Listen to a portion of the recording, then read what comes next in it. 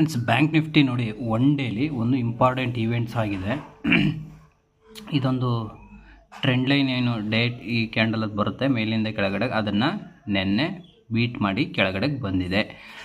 ಇದು ಬೇರೆ ಸೆಂಟಿಮೆಂಟನ್ನು bank ನಿಫ್ಟಿಲಿ ತೋರುತ್ತೆ. So ನಾವು ಏನು ಮಾಡ್ಬೋದು, ನೀವೇನಾದರೂ ಲಾಂಗ್ ಪೊಸಿಷನ್ ಮಾಡ್ತೀನಿ ಅಂದರೆ ನೋಡಿ 52,384 ಸ್ಟಾಪ್ ಲಾಸ್ ಇಟ್ಕೊಂಡು ನೀವು ಟ್ರೇಡನ್ನು ಡಿಸೆಂಬರ್ ಆಪ್ಷನನ್ನು ನೀವು ಬೈ ಮಾಡಿ ಇಟ್ಕೋಬೋದು. ಟಾರ್ಗೆಟ್ ಎಲ್ಲಿ ತನಕ ಎಕ್ಸ್ಪೆಕ್ಟ್ ಮಾಡ್ಬೋದು ಅಂದರೆ 46,000ನ ನೀವು ನೆಕ್ಸ್ಟು ಮುಂದಿನ ದಿನಗಳಲ್ಲಿ ನೀವು ಎಕ್ಸ್ಪೆಕ್ಟ್ ಮಾಡ್ಬೋದು ಬ್ಯಾಂಕ್ ನಿಫ್ಟಿನಲ್ಲಿ. ಓಕೆ, ಇದು ಲಾಂಗ್ ಟರ್ಮ್ಗೆ ಒಂದು ಇಂಪಾರ್ಟೆಂಟ್ ಆದಂಥ ಒಂದು ಈವೆಂಟ್ಸ್ ಆಗಿದೆ.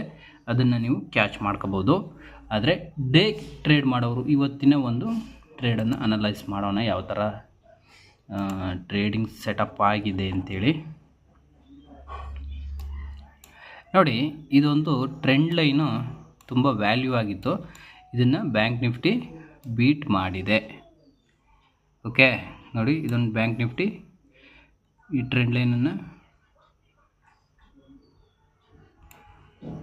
ಬೀಟ್ ಮಾಡಿದೆ. ಬೀಟ್ ಮಾಡಿ ಕೆಳಗಡೆಗೆ ಬಂದು ಈ ಒಂದು ಲೆವೆಲಲ್ಲಿ 50,000 ಸೈಕಾಲಜಿಕಲ್ ಲೆವೆಲಲ್ಲಿ ಅದು ಸ್ಟ್ರಕ್ ಆಗಿದೆ. ಸೊ ಇವತ್ತೇನಾದರೂ ಕೆಳಗಡೆಗೆ ಬರಲಿಕ್ಕೆ ಸ್ಟಾರ್ಟ್ ಆದರೆ ಮೊದಲನೇದಾಗಿ ನಾವು ನೋಡಬೇಕಾಗಿರ್ಬೋದು 59,675 ನಾವು ಕೆಳಗಡೆ ಫಸ್ಟ್ ಲೆವೆಲಾಗಿ ನಾವು ಎಕ್ಸ್ಪೆಕ್ಟ್ ಮಾಡ್ಬೋದು. ನೆಕ್ಸ್ಟು 59,365 ನಾವು ಫಸ್ಟು ಲೆವೆಲನ್ನು ನಾವು ಎಕ್ಸ್ಪೆಕ್ಟ್ ಮಾಡ್ಬೋದು.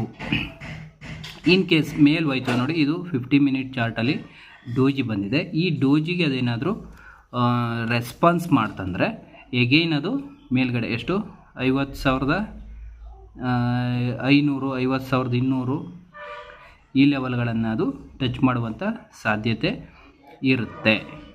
ಎಷ್ಟು 50,500 ಲೆವೆಲ್ಗಳನ್ನು ಅದು ಟಚ್ ಮಾಡುವಂಥ ಸಾಧ್ಯತೆ ಇರುತ್ತೆ. ಡೌನ್ ಟ್ರೆಂಡ್ ಆದರೆ ನೋಡಿ, ಈ ಲೆವೆಲನ್ನು ಕ್ರಾಸ್ ಮಾಡೋದಾದ್ರೆ ಎಗೈನ್ 49,600ವರೆಗೆ ಬರ್ಬೋದು. ಇಲ್ಲ ಮೇಲ್ಗಡೆ ಹೋಗ್ತೀನಿ ಅಂದರೆ ಎಗೈನ್ ಅದು 500-550 ತನಕನೂ ಕೂಡ ಹೋಗ್ಬೋದು ಬ್ಯಾಂಕ್ ನಿಫ್ಟಿ.